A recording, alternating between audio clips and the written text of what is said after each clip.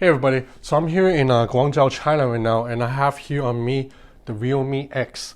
So I know this phone is generating quite a bit of excitement because some of my YouTube viewers managed to spot this phone in one of my older videos when I had it in the corner and started asking me about this phone. Well, if you're excited about this device, I'm happy to report that your excitement is justified because this is a really good phone that once again punches way above its price class. But I must say right off the bat that people who are used to previous Realme devices in India may be disappointed because this phone is the most expensive Realme phone yet. Now, I don't know the official pricing of this device, but I've been told it starts at 350 US dollars. So it'll range between 350 to $400 or 420 bucks US dollars depending on the configuration. So right now I have here on me the 8 gig RAM, 128 gig storage version, and this is probably going to be like around 370 to 400 bucks.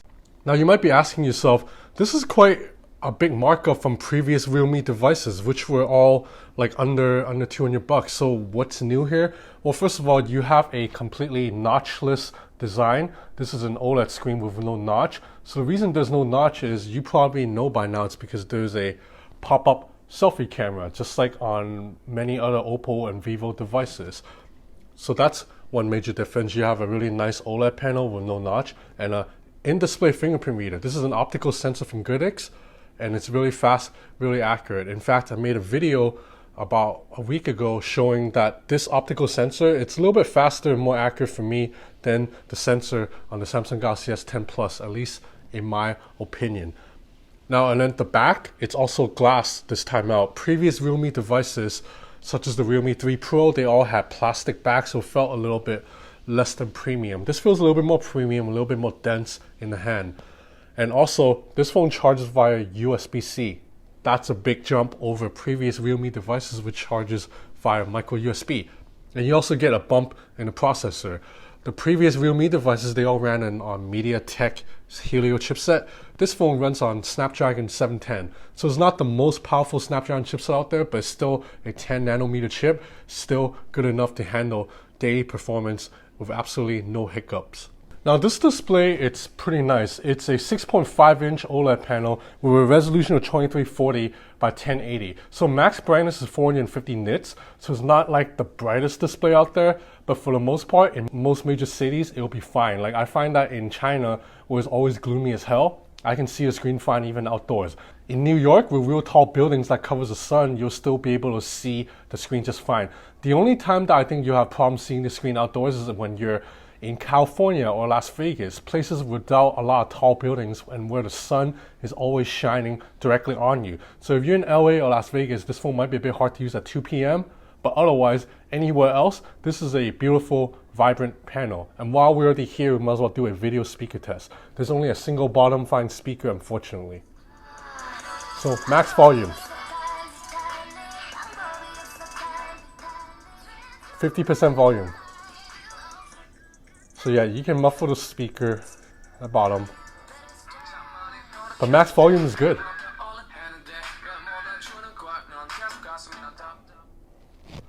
Okay, so about the camera. So the selfie camera, it's a 16 megapixel selfie lens. It takes decent selfies. I think for the most part, selfies turn out fine, but sometimes the beauty algorithm just kicks in and your skin turns out very plasticky and very fake. Like, so I'm gonna show you some selfies right now.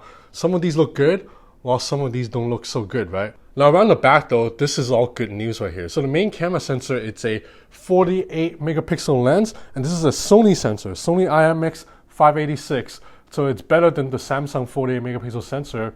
And for the most part, I would say just use it to shoot 12 megapixel shots and you'll get really punchy, very lively 12 megapixel shots with pixel binning that combines 4 pixels worth of data into one. And the secondary lens here, it's a 5 megapixel depth sensor, and it's legit. The bokeh images produced by the main camera, it's really, really good. I mean, check out these samples here. Like, these are really awesome bokeh images. No complaints from me whatsoever. Now, likewise for the main camera. So I would say in general, the main camera punches way above its price class. This is a $350 phone, but this main camera can compete with phones that are like 800, 900 bucks. Now, I gotta say, it falls a little bit short of the Huawei P30 Pro in terms of low light photography, and the bokeh images, while nice, still aren't as great as the Google Pixel 3.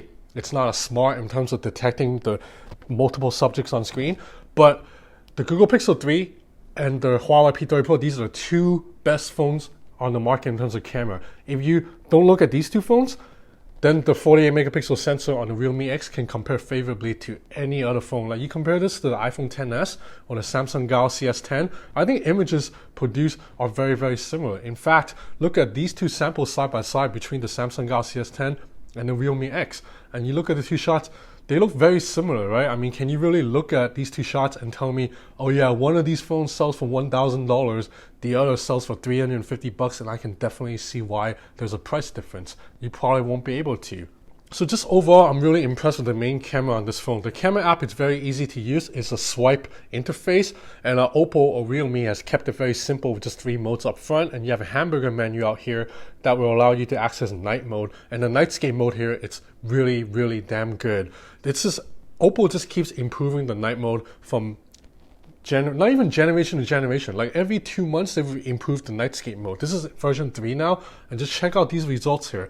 Before and after the night mode, I mean, they're night and day, pun intended. This is just a really awesome low light camera, especially for this price range. In fact, the Realme X's nightscape mode, it's probably a little bit better than the OnePlus 6T's night mode, and that's impressive because the 6T's camera is pretty solid. I mean, look at these images side by side. These are all captured with night mode here, and the Realme X's camera can just produce something that's a little bit punchier, a little bit more vibrant. And even if you don't want to use night mode and just want to shoot in auto, this camera will get the job done. This is a very fast shutter speed. It focuses very fast. Colors are lively. Colors are accurate. It's just a really strong camera at daytime, and then at nighttime you'll have to use night mode. If you shoot in auto at night, it's not going to be that great, but dynamic range overall is just excellent. So the Snapdragon 710 chipset, like I said, performs admirably. You can play games on this just fine, and there's a cooling strip inside to keep performance steady too. I played games for about 40 minutes yesterday. I had no issue. In terms of battery life, the battery here is actually smaller than what's on the Realme 3 Pro. It's a 3765 milliamp hour cell in there, but you don't have to worry. I use this phone for over 2 weeks now, and every single day, the battery was able to last me an entire day. Like there wasn't one day where I had to plug it in halfway. The battery was just good enough. Now, Oppo software does not let me check screen on time, so I can't tell you, but I'm guessing I'm getting 4.5 hours of screen on time just from my daily usage habits. So overall, this is the Realme X.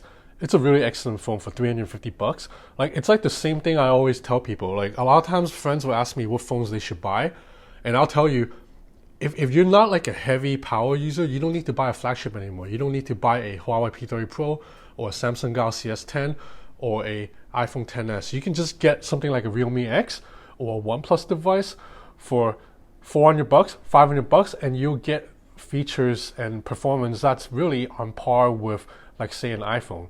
I mean, if you're a power user, you'll be able to get more out of the true flagships, but if you're just an average user using a phone for email, Instagram, all of that, the Realme X is definitely good enough. And even though it's a little bit pricier than previous Realme phones, I think the bump in performance is worth it. Now, this phone sells in China beginning today, I believe, and then after that, Realme says it's probably gonna go overseas to Europe and probably Southeast Asia too. So that's it for now. I'm gonna have more videos coming up soon, including on a new phone from Honor and the OnePlus 7 Pro. So that's it for now. Thanks for watching.